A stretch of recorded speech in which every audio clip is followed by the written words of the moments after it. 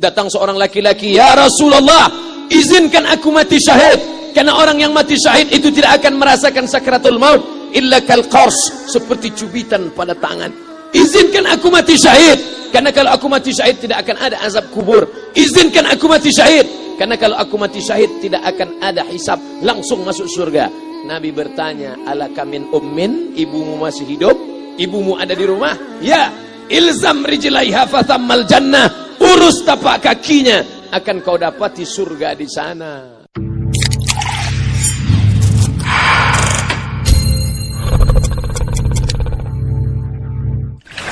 Haji Halim sedang menunjukkan begini cara sayang kepada ibu. Wahai kalian yang tak menghormati ibu, yang menyepelekan ibu, yang merendahkan ibu. Malam ini lihat, beliau tidak ada ceramah, tidak ada tausiah, tapi langsung dibuat begini cara menghormati ibu. Ini sekarang banyak orang tak menghormati ibu. Berapa banyak ibu yang awalnya bantu-bantu, lama-lama jadi pembantu. Dulu dia tidak tarawih, kenapa? Karena kita menangis merengek di rumah. Sekarang di hari tuanya dia tidak tarawih juga. Kenapa? Dia menjaga cucunya. Berapa banyak itu terjadi? Jangan sampai. Dia tidak pernah menolak cucunya, dia sayang. Tapi kita yang berpikir, berapa kali dia tidak jadi sholat duha karena kita kencing di kaitnya. Berapa kali dia tidak tarawih karena kita menangis merengek sampai subuh datang. Berapa kali dia tidak iktikaf karena kita. Andai dia masih hidup hari ini, datang, belikan pakaian yang paling dia suka, belikan perhiasan kalau ada. Andai tidak cium tangannya, tapi yang sudah meninggal dunia, jangan lupa kau doakan, Rabbil firli wali walidayya warhamhuma kama rabbayani shaghira. Berdoa pun kau tak mau, apalagi yang akan kau bawa menghadap Allah SWT. Meregang nyawa dia melahirkan engkau. 9 bulan 10 hari kau menumpang di perutnya. 2 tahun kau menyusu, melahirkan, menetes darahnya dalam badanmu. Andai kau gendong dia dari Palembang, jangan sebut Palembang lah Pak Ustaz, dari Pekanbaru Riau, kau gendong dia sampai ke Makkah, kembali lagi, belum tentu dapat menebus satu teriakannya saat melahirkanmu. Lalu apa yang bisa kau lakukan? Datang seorang ibu pergi ke tempat servis HP. "Nak, tolong anak lihatkan HP saya rusak kayaknya." Dia periksa, "Ini enggak rusak, Bu." Terus, "Memang anak ibu enggak nelpon." "Kenapa kau tidak telepon?" Datang dia ke rumah anaknya. "Nak, ibu enggak ada uang mau buka puasa, bisa minjam 100.000? Apa kata si anak? "Sebentar ya Ma, aku tanya istriku dulu." "Ini Ustaz dapat dari mana?" "Ada yang kirim WA grup." Jadikan ibumu seperti raja, maka rezekimu akan diberikan Allah seperti rezeki raja-raja. Bukan hadis, dapat dari grup WA. Ini ibu minta terus sholat tarawih, tapi sang anak sudah tidak bisa. "Aku mau hentikan saja sholat tarawih ini, karena mau buat tenda ini tidak bisa. Tiangnya bambu, sudah bocor. Kita stop saja sholat tarawih bersama ini." Apa kata si ibu? "Buatlah sholat tarawih terus, nanti Allah akan berikan engkau gedung yang besar. Dengan gedung besar itu kau akan tetap sholat tarawih." Mana gedung besar itu? Inilah dia gedung besar.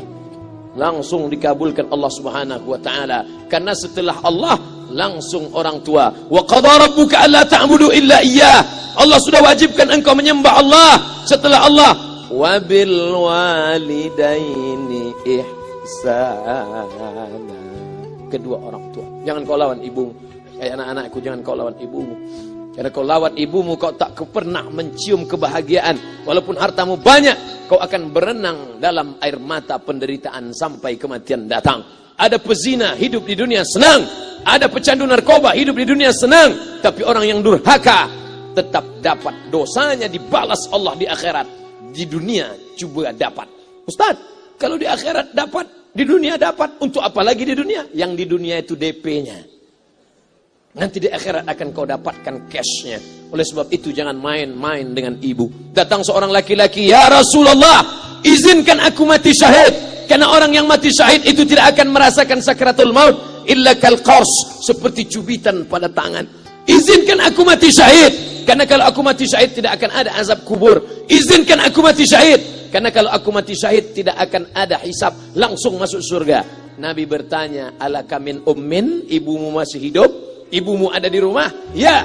ilzam rijlaiha fathammal jannah, urus tapak kakinya, akan kau dapati surga di sana. Tak perlu kau mati syahid, tapak kakinya kau urus, kau dapati surga di sana. Kalau tapak kakinya kau urus dapat surga, apalagi kau urus kepalanya, apalagi kau urus badannya.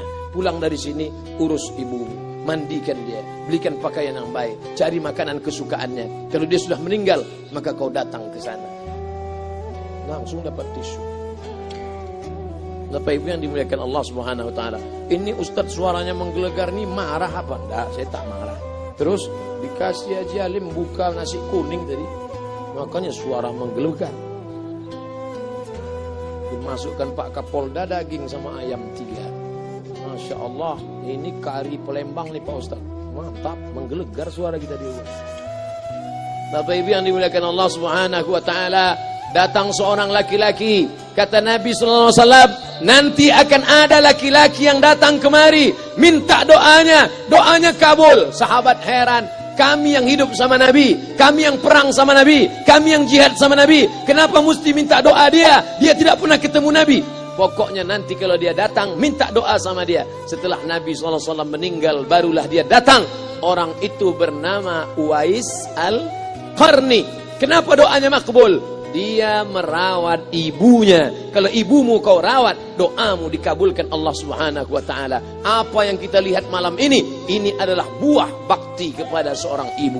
Ya Rasulullah, man ahaqqun nas bi husni sahabati? Siapa yang paling layak mendapatkan baktiku? Ummuka. Siapa lagi? Ummuka. Siapa lagi? Ummuka. Ibumu, ibumu, ibumu. Summa man? Siapa lagi? Abuka. Kami, Ustadz Jenderal Bintang 5, alim ulama, kami hanya dapat 1, sedangkan kalian ibu dapat 3. Ibumu, ibumu, ibumu. Kenapa ibu dapat 3? Karena ibu bisa melakukan 3. Ibu mengandung, ibu melahirkan, ibu menyusukan. Kalau bapak mau dapat 3, coba yang 3 ini. Pulang dari sini, pergi ke tempat jual kelapa muda, beli 1. Jangan dibelah, ikat di perut 9 bulan 10 hari. Kalau mau merasakan melahirkan, pulang dari sini, pergi ke tempat jual mangga. Telan bulat-bulat, keluarkan bulat-bulat. Emang enak jadi perempuan. Mereka luar biasa. Tanya ibumu, berapa kali dia meninggalkan puasa Ramadan? Saat mengandung engkau, 30 hari dia tak puasa. Saat menyusukan tahun pertama, 30 hari dia tak puasa. Saat menyusukan tahun kedua, 30 hari dia tak puasa. Saat dia mau ganti qadha tahun berikutnya, adik mau menyusul. Hari ini dia belum mengqadha puasanya, dia terhutang di hadapan Allah. Lalu apa yang bisa kau lakukan? Malam ini betul-betul disadarkan. Alhamdulillah, ibu saya masih hidup, umurnya 70 tahun. Saya akan pulang dari kajian malam ini. Nampaknya malam ini saya yang ceramah, saya yang tausiah. Tapi saya mengambil pelajaran. Pulang dari sini, saya akan lebih sayang pada emak saya. Saya lebih cinta kepada ibu saya. Saya malu, saya hanya pandai berceramah, berkata, tapi orang sudah mengamalkannya langsung. Haji Alim membelikan gelang ibunya 2 kali sampai 4 kali setahun. Gelang cincin. Sudah dibelikan 2 bulan, hilang. Kemana? Ada orang susah tadi aku kasih. Ternyata itu yang membuat rezeki melimpah ruah. Maka rezeki buah yang sudah matang harus kita joloknya dengan apa? Dengan berbakti kepada ibu. Bapak Ibu yang dimuliakan Allah, saudara-saudaraku yang dimuliakan Allah Subhanahu wa taala. Ibu ini luar biasa. Sampai-sampai ibu, Ustaz jangan nunjuk pakai tangan kiri lah. Oke, pakai kanan. Ibu, andai ngomong ibu salah, tetap dikabulkan Allah Subhanahu wa taala. Ada seorang ibu memanggil anaknya, "Ya Juraij, wahai Juraij." Anaknya sedang beribadah. Ibadah pada Allah atau nyambut ucapan ibu? Allah lebih mulia, dia diam. "Ya Juraij." Dia tetap diam. "Ya Juraij." Dia tetap diam. Dia tidak jawab seruan ibunya. Sampai akhirnya ibunya berkata, apa kata ibunya? "Allahumma la tumitshu hatta turihi wujuhal mumisat." Jangan matikan Juraij sebelum matanya melihat wanita, maaf, tunasusila. Jangan matikan Juraij sebelum matanya melihat wanita tunasusila, WTS PSK, orang nakal, orang jahat. Tidak mungkin ahli ibadah matanya melihat orang jahat. Tapi takdir berkata lain. Tak lama setelah ucapan sang ibu, ada seorang WTS PSK hamil, tidak diketahui suaminya, ditangkap, ditanya, siapa yang menghamilimu? Apa kata si perempuan? Yang menghamiliku adalah Juraij. Sampai Juraij ketika difitnah, perempuan wanita susila itu ditanya, siapa yang menghamilimu? Ternyata dia berkata, Juraij. Akhirnya mereka menangkap Juraij. Juraij, ternyata engkau selama ini pura-pura saja menjadi pelaku ibadah. Engkau ternyata sudah menghamili perempuan ini. Mereka menghancurkan tempat ibadah Juraij. Tapi kemudian Juraij sabar. Dia katakan, nanti tunggu anak itu lahir, kalian baru tahu. Setelah tak lama anak itu pun lahir. Dan mereka bertanya kepada anak kecil yang belum bisa bicara, ya gulam, wahai anak kecil, man abuka? Who is your father? Siapa bapakmu? Hai anak kecil, siapa bapakmu? Juraij menusuk pusar anak itu dengan telunjuknya. Dia mau tunjukkan kepada orang ramai bahwa dia tidak salah, dia tidak pezina, dia tidak melakukan perbuatan dosa. Ya gulam, hai anak kecil, man abuka? Siapa bapakmu? Apa kata anak kecil itu? Cowboy. Ko sapi, boy penjaga sapi, pengembala sapi. Bapakku pengembala sapi. Barulah orang Yahudi tahu ternyata Ra'il Ghanam yang menghamili PSK perempuan jahat tadi adalah penggembala sapi. Lalu kenapa fitnah itu terjadi? Allah mengabulkan doa si ibu sebelum Juraij mati. Matanya pernah melihat wanita tuna susila. Oleh sebab itu ibu jangan sampai kalau marah sama anak memanggil anak dengan kata-kata yang tak baik. Setan, hantu. Walaupun marah panggil dia, calon wali kota. Sini sebentar. Kalau marah betul, calon gubernur. Sini sebentar. Doa ibu dikabulkan Allah Subhanahu wa taala. Saya setahun setiap bulan Februari ceramah di Kuala Lumpur seminggu. Kuala Lumpur, Selangor, Sarawak, Kuching, kemudian Malaka, Ipoh, Negeri Sembilan. Ketika saya tausiah datang ibu-ibu makcik Malaysia. Assalamualaikum, waalaikumsalam. Ustaz Somad, ya. Saya nak jumpa dengan emak Ustaz. Loh, ngapa jumpa emak saya? Jumpa saya lah. Ustaz pasti dididik oleh seorang ibu. Saya ingin jumpa ibu Ustaz. Saya sangka dia mau jumpa saya. Ternyata ibu di tengah para habaib, diambil diri seorang profesor, dibalik diri seorang gubernur, wali kota, Kapolda. Di dalam diri mereka ini adalah orang-orang luar biasa, tapi dilahirkan oleh perempuan-perempuan yang super luar biasa. Betul? Mereka ini semua dibesarkan perempuan.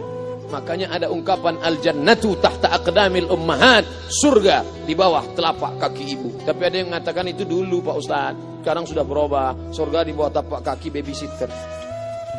Karena banyak yang menitipkan anaknya kepada penitipan anak. Jangan Bu, walaupun kau wanita karir, tidak seberapa itu. Tidak dapat kau tebus kehilangan masa-masa manja mereka dengan pendidikan. Ini banyak ibu-ibu sekarang sudah tidak lagi mengurus anaknya. Padahal 6 tahun pertama, the golden age, usia emas, ibu harus ikat hubungan emosional dengan anak. 2 tahun pertama, susukan.